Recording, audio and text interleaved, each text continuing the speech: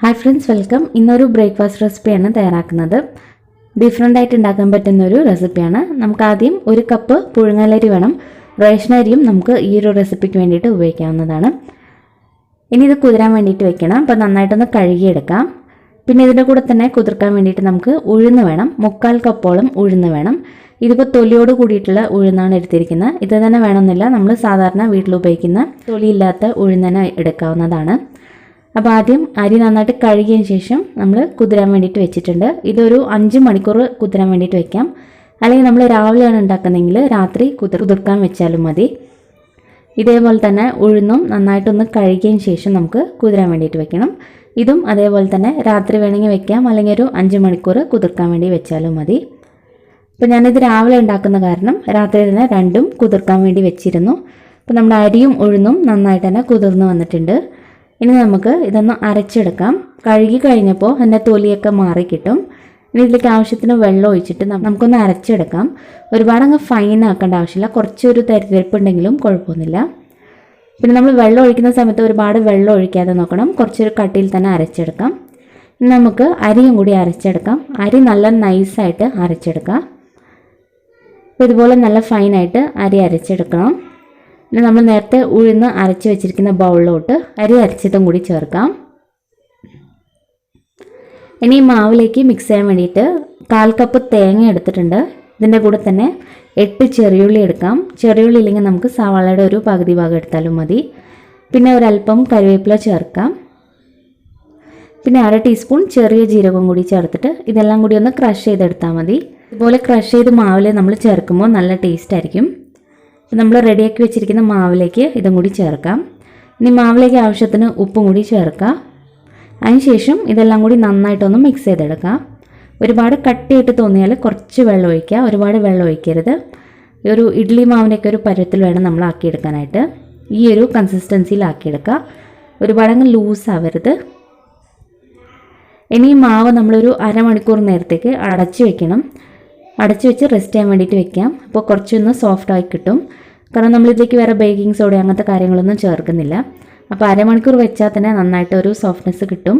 ഉഴുന്നൊരു 3/4 ഭാഗത്തോളം ചേർത്താരണം നല്ല സോഫ്റ്റായി കിട്ടും.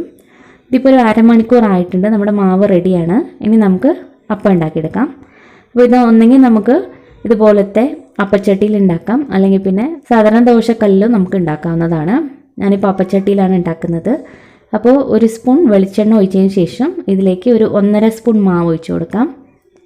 ഒരുപാടങ്ങ് കട്ടിയിലാക്കണ്ട, മീഡിയം തിക്നെസ്സിലാക്കിയെടുത്താൽ മതി. ചെറുതായിട്ടൊന്ന് പരത്തി കൊടുക്കുന്നുണ്ട്. ഇനി നമുക്ക് അടച്ചു വെച്ച് മീഡിയം ഫ്ലെയിമിലിട്ട് കുക്ക് ചെയ്തെടുക്കാം. അപ്പോൾ നിങ്ങൾക്ക് ഇത്രയും ഓയിലൊന്നും വേണ്ടെങ്കിൽ ഒരു 1/2 ടീസ്പൂണൊക്കെ ഓയിൽ ചേർത്താൽ മതി. അപ്പോൾ ഒരു സൈഡ് കുക്കായി കിട്ടിയിട്ടുണ്ട്. നമുക്കിനി മറിച്ചിട്ട് കൊടുക്കാം. ഇപ്പോൾ 2 സൈഡും നന്നായിട്ട് തന്നെ കുക്കായി കിട്ടണം. ഇപ്പോൾ വീണ്ടും അടച്ചു വെച്ചിട്ടാണ് കുക്ക് ചെയ്തിരിക്കുന്നത്. ഇതിപ്പോൾ റെഡി ആയിട്ടുണ്ട്. 2 സൈഡും നന്നായിട്ട് തന്നെ കുക്കായി കിട്ടിയിട്ടുണ്ട്. നമുക്കിത് എടുക്കാവുന്നതാണ്. അപ്പോൾ ബാക്കിയുള്ള മാവ് കൊണ്ടും നമുക്ക് ഇതേ രീതിയിൽ തന്നെ ഉണ്ടാക്കിയെടുക്കാം. ഇതേ രീതിയിൽ തന്നെ വേണമെന്നില്ല, ദോശ ഉണ്ടാക്കുന്ന രീതിയിലും ആക്കിയെടുക്കാവുന്നതാണ്. ഇനി നമുക്ക് ഇതിൻ്റെ കൂടെ കഴിക്കാനായിട്ട് ഒരു ചമ്മന്തിയും കൂടി തയ്യാറാക്കുന്നുണ്ട്. നല്ലൊരു കോമ്പിനേഷൻ ആയിരിക്കും ഈ ഒരു അപ്പത്തിൻ്റെ കൂടെ. അതിനായിട്ട് 1/2 കപ്പ് തേങ്ങ എടുത്തിട്ടുണ്ട്. ഇതിലേക്ക് ആവശ്യത്തിന് മുളക് പൊടി ചേർക്കാം. ഞാനിവിടെ ഒരു 1/2 ടീസ്പൂൺ മുളക് പൊടി ചേർക്കുന്നുണ്ട്. നിങ്ങളുടെ എരിവിനനുസരിച്ച് നോക്കി ചേർത്താൽ മതിയാവും. ഇനി ഇതിലേക്ക് ഒരു വലിയ കഷ്ണം ഇഞ്ചിയും കൂടി ചേർക്കുന്നുണ്ട്. ഇഞ്ചി കുറച്ച് അധികം തന്നെ ചേർക്കുന്നുണ്ട്. അത് നമ്മുടെ ഇഷ്ടാനുസരണം കൂട്ടി എത്രയാണോ വേണ്ടത് അതിനനുസരിച്ച് ചേർത്താൽ മതി. പിന്നെ ആവശ്യത്തിന് ഉപ്പും പിന്നെ ഒരു ചെറിയ കഷ്ണം പുളിയും കൂടി ചേർക്കാം. ആദ്യം ഇതെല്ലാം കൂടി നന്നായിട്ടൊന്ന് അരച്ചെടുക്കാം.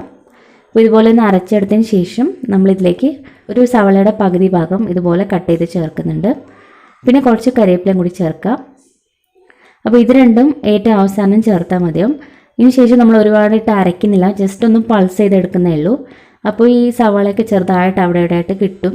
അപ്പോൾ കടിക്കാൻ കിട്ടുമ്പോൾ നല്ല ടേസ്റ്റ് ആയിരിക്കും. ഒരുപാട് അങ്ങ് അരഞ്ഞു പോകാതെ നോക്കണം. സവാളയൊക്കെ ചെറിയ ചെറിയ ഇവിടെ ഇവിടെയായിട്ട് കിടന്നാൽ നല്ല ടേസ്റ്റ് ആയിരിക്കും. അപ്പോൾ ഇത് നമ്മുടെ ചമ്മന്തിയും റെഡി ആയിട്ടുണ്ട്. അപ്പോൾ ഇത്രയുള്ള വളരെ സിമ്പിളായിട്ട് ഉണ്ടാക്കാൻ പറ്റുന്ന ഒരു ടേസ്റ്റി റെസിപ്പിയാണ്. ബേക്കിംഗ് സോഡ ഒന്നും ചേർത്തില്ലെങ്കിലും നല്ലൊരു സോഫ്റ്റ്നെസ് ഉണ്ടാവും, നല്ല ടേസ്റ്റും ആയിരിക്കും ഇത് കഴിക്കാനായിട്ട്. ഈ ഒരു ചമ്മന്തിയുടെ കൂടെ നല്ലൊരു കോമ്പിനേഷനാണ്. അപ്പോൾ എന്തായാലും ഒന്ന് ട്രൈ ചെയ്തിട്ട് നിങ്ങളുടെ അഭിപ്രായങ്ങളൊക്കെ അറിയിക്കുക. വീഡിയോ ഇഷ്ടപ്പെട്ടാൽ ലൈക്ക് ചെയ്യാനും സബ്സ്ക്രൈബ് ചെയ്യാനും മറക്കരുത്. താങ്ക്